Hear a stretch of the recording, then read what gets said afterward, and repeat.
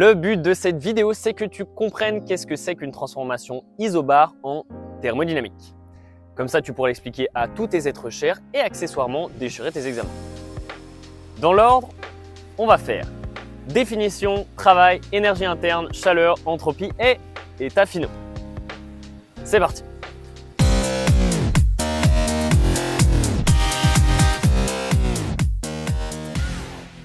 Alors c'est quoi une transformation isobar? Isobar, ça veut dire à pression constante. Un exemple de ça, c'est dans les montgolfières. Donc, on fait chauffer notre gaz, ça fait gonfler le ballon. Ce qui fait que la température du gaz est plus élevée qu'à l'extérieur. Le volume, il a augmenté, le gaz a enflé. Par contre, la pression est la même.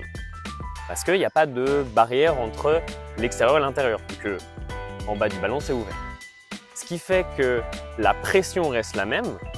Par contre, on a dilaté notre gaz, ce qui fait qu'il est plus léger qu'à l'extérieur, et c'est pour ça qu'il vole.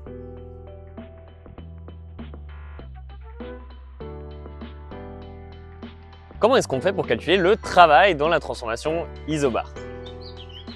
On prend la formule du travail comme d'hab, donc c'est moins l'intégrale de la pression en fonction de la variation de volume.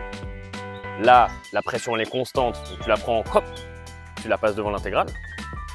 Et là, il te reste intégrale de dV. C'est quoi? C'est volume final moins volume initial. Hop, on a terminé, merci, au revoir. C'était pas assez compliqué. Pour la variation d'énergie interne, on va pas se prendre la tête, on va prendre la formule générale. Si tu as un doute là-dessus, je t'invite à aller regarder la vidéo sur le sujet. Cette formule, elle s'exprime en fonction de la variation de température et tu peux utiliser la loi des gaz parfaits pour l'exprimer en fonction de la variation de volume.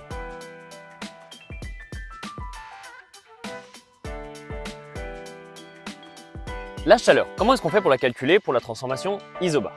Là, ça tombe bien, on a du bol, c'est qu'il y a un terme qui va rendre hyper facile ce calcul. C'est la capacité calorifique à pression constante. Capacité calorifique isobar. Et du coup, tu as juste à utiliser cette formule. Si jamais tu as un doute sur les capacités calorifiques, il y a une vidéo sur le sujet. Maintenant, on va voir comment est-ce qu'on fait pour calculer l'entropie dans un processus isobar. L'entropie, c'est la chaleur divisée par la température. Le petit souci ici, c'est que la chaleur, elle va varier avec la température pendant le process. Donc on va devoir passer par l'intégrale. On prend la formule de la chaleur qu'on avait avant en forme infinitésimale. Donc delta T, la différence de température, ça va devenir dt, une différence infinitésimale de température. Et on développe le calcul. Donc on a bien la chaleur divisée par la température. Tous ces constants, on le passe devant. Et ce qui reste à l'intérieur de l'intégrale, c'est 1 sur T, 1 sur la température.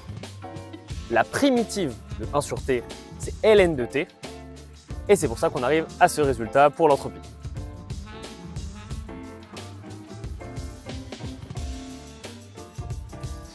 Tu vas te retrouver en examen et on va très certainement te demander, ok, là vous avez une transformation isobar, ça c'est volume, pression et température initiale. On fait une variation de température, ça va être quoi? Le volume final. Pour ça, tu as juste à utiliser les résultats qui sont dans le tableau. Et comment est-ce qu'on fait pour trouver ces résultats-là? On va utiliser le fait que température divisée par volume est constant. Comment est-ce qu'on sait ça? On prend la loi des gaz parfaits, PV égale nRT. On met le P tout seul, la pression tout seul. Ce qui fait que à gauche, on a une constante, puisque c'est isobar, une pression constante. Et à droite, on a N qui est constant, R qui est constant. C'est-à-dire que ce qui reste, température sur volume, T sur V, doit être constant. Et à partir de ce résultat-là, T sur V constant, on peut trouver tous les états finaux.